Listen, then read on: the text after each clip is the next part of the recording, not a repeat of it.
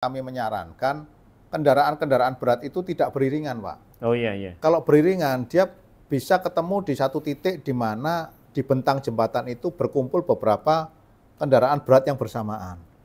Ini yang menjadi akibatnya jembatan itu langsung bisa patah. Betul, rem blong itu orang mengasumsikan bahwa remnya rusak. Padahal kita harus tahu penyebabnya salah satunya rusak apa? Iya, Ya odol tadi. Iya, itu Pak masalah. Muat. Assalamualaikum warahmatullahi wabarakatuh. Salam sejahtera selalu dan sehat selalu, semangat selalu. Dan kita masih di Muat Podcast.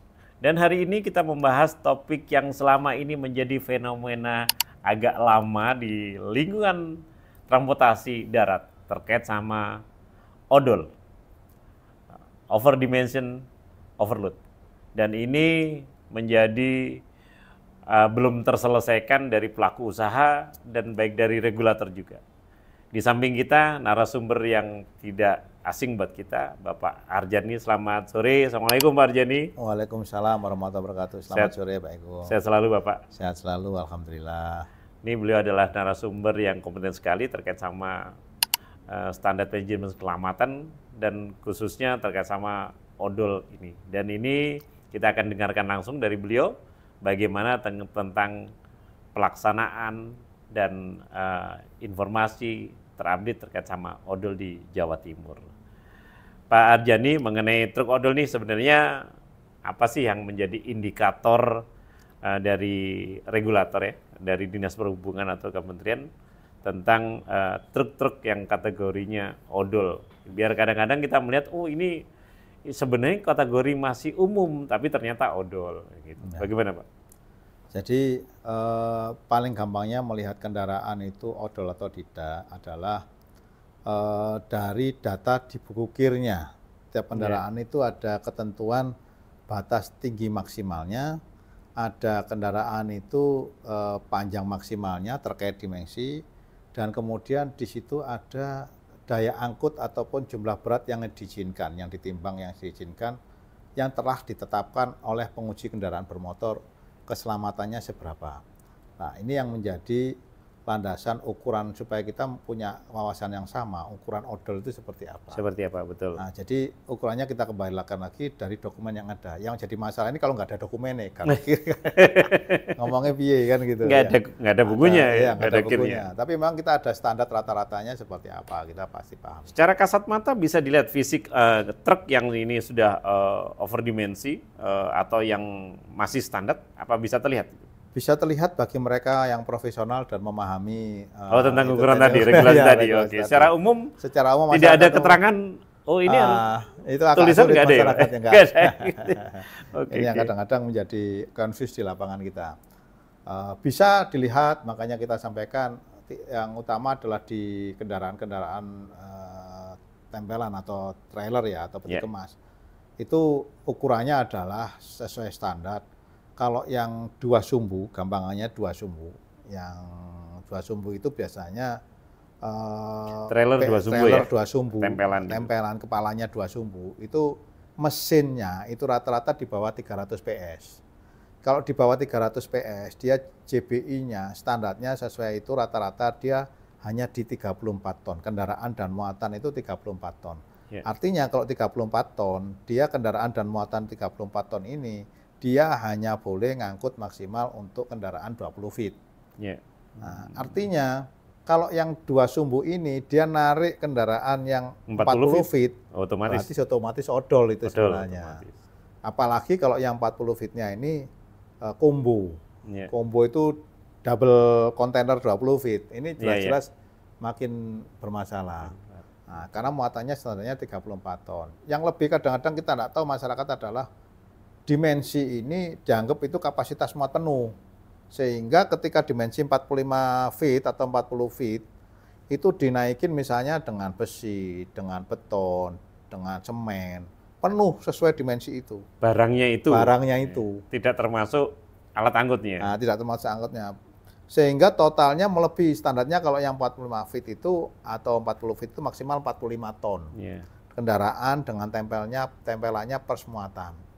Padahal banyak muatannya kalau yang 40 feet itu ngangkutnya bisa sampai 50 ton, Pak. Barang itu lah, tidak tambah berat kosong kendaraan kurang lebih sekitar 13 atau 14 ton. Kalau 50 ton ya berarti 65 ton sudah. Lah ini akhirnya sering menimbulkan kecelakaan, banyak kasus kecelakaan ya salah satunya seperti itu. Karena secara teknis kendaraan ini tidak mampu untuk menahan beban ketika dioperasikan di jalan. Mungkin demikian. Betul. Efek dari alat transportasi yang odol di infrastruktur bagaimana, Pak? Ya pertama akan menimbulkan kerusakan jalan, kemudian menimbulkan kerusakan di jembatan. Oh iya, ada batas maksimalnya kan jembatan itu? Jembatan ada ketentuannya. Nah di sisi lain kita harus mensiasati tata cara berlalu lintas ketika melintas di jembatan.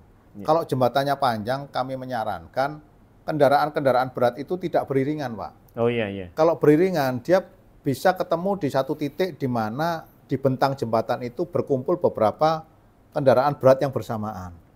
Ini yang menjadi akibatnya jembatan itu langsung bisa patah.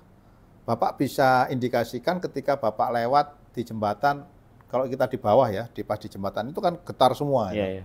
Nah, kita nggak tahu nih ada yang patah apa, bautnya apa. Iya, betul. Nah, begitu kita bebannya itu kendaraan sama-sama berat, sama-sama besar, satu bentang yang sama, misalnya panjang bentang ke jembatannya 50 meter, itu di situ 50 meter ada 3 kontainer masuk di situ bersamaan. Betul. Ya beban 3 kontainer ini itu ditahan sama jembatan itu. Betul. Nah, idealnya bagaimana? Jangan berdekatan. Kalau kita muatan kita untuk yang kendaraan besar-besar ya, trailer besar 4. Kalau sudah ini ya jaraknya menit, 1 menit, jangan 5 cm, 5 meter atau 2 meter. Jangan 1 menit beriringan. 1, kendaraan yang mau nyalip biar nggak susah. Iya, betul. Kedua, ketika dia melewati jembatan, bebannya ini nggak ditumpu oleh jembatan dengan muatan beberapa kendaraan yang berat semua. Iya. Ini yang jarang kita sosialisasikan, jarang orang tahu. Nah, sehingga harapannya kalau dia nahan jembatan ini, nahan satu jembatan ini nahan 1 kendaraan, kan lebih ringan dibanding 1 jembatan ini nahan beberapa 3 kendaraan. Betul. Apalagi kiri kanan misalnya. Iya. Nah ini jadi beresiko itu yang membuat kadang-kadang bisa merusak secara umum. Kemudian ini yang terkait dengan beban total. Yang kedua terkait dengan adanya ledutan-ledutan. Kalau MST atau bebannya terlalu besar, ban itu bisa berfungsi mengiris jalan. Oh iya. Mengiris jalan. Jalan kita ini kalau aspal namanya flexible pavement. Bahasanya flexible pavement itu ketika dia menerima tekanan, dia akan kembali normal balik lagi. Kayak ngeper, Pak, fleksibel dia. Aspal itu. Aspal itu seperti itu. Prinsip dasarnya seperti itu.